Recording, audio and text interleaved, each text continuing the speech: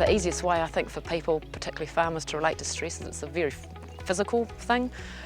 So we have stress hormones in our body. They're activated on a daily basis. They get us out of bed, get us down to the yards to kind of get the job done. But the difficulty comes, I guess, when hormones, or that arousal level, that's what we refer to it as, you're pumping up your arousal level, that if that goes on for too long without a break, then that's pretty hard for the body to sustain.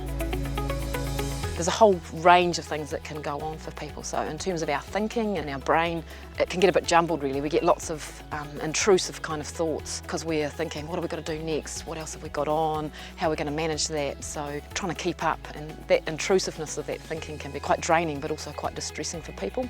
On a body or a physical side of things, it's hard for people, I guess, to switch off or to relax, and that's when that intrusive thinking can keep going on. It also can mean that we're not sleeping well because we're not coming down and relaxing. Our body's not relaxing again at night, so people can often find it hard to get to sleep, or they're waking up, and when they're waking up they're often thinking about what they've got to do the next day or possible worries or concerns that are on their mind.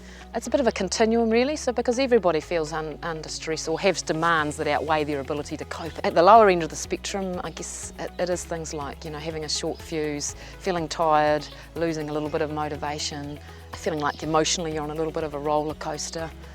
Sometimes we can feel a bit tuned up, and thinking-wise, we get a little bit unfocused. Our thinking's a bit jumbled. It gets hard to make decisions and stay on track.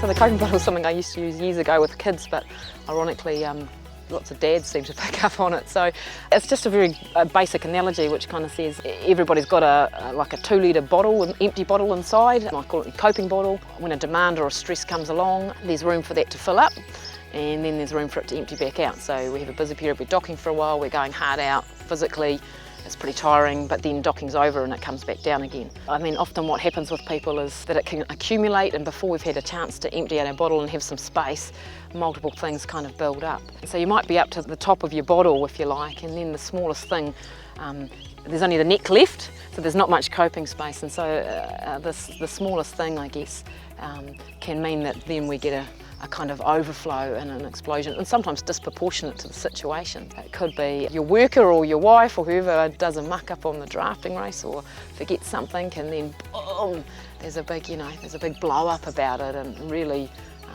someone gets a hard time, and it's not really about that, it's about the fact that they're full up from everything else that's going on right now.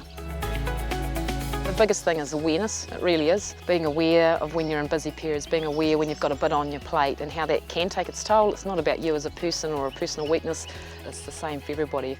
And if you feel like a few balls are starting to be dropped, then it's about being proactive. Come up with a bit of an action plan where you're just looking at, okay, what are the 1 or 2 top things I need to work on right now? Is it destocking, for instance? Is that what's going to make the biggest difference? Do I need to get some fertiliser on? Do I need to get an extra staff member? Just focus on the top 2 kind of things, park everything else, and then come back to it, because when you're at the top of your bottle, everything can seem like it needs dealing with, when actually some of that will go down once you're feeling back in charge of it. Basically, it's like if you want to stay productive and you want to be sustainable as a person on your farm, and you want your workers to be sustainable, then you've got to have breaks, because no one can stay at the top of their game doing 100% on an ongoing basis and stay being really efficient. It's just not how we're built. I mean, if you think of the All Blacks in the World Cup and how they built up and then they peaked, but they wouldn't have gone out and done another game 2 days later, would they? At the end of that, they would have had, within each week and within the month and the 2 months and so forth leading up to it, they would have been having recovery periods in their training, and it's no different with farming really. It's really about sustainability is the key word I use. If you want to be sustainable, you've got to inject recovery periods, and so that you don't get the cracks showing. And sometimes that's a bit challenging for people. They think the harder they work, the more they'll get out, but actually it doesn't work like that. It's really about staying at the top of your game if you want to stay in this industry, which is an amazing industry to be in. So we want to keep people here, and to do that you've got to be proactive about your health.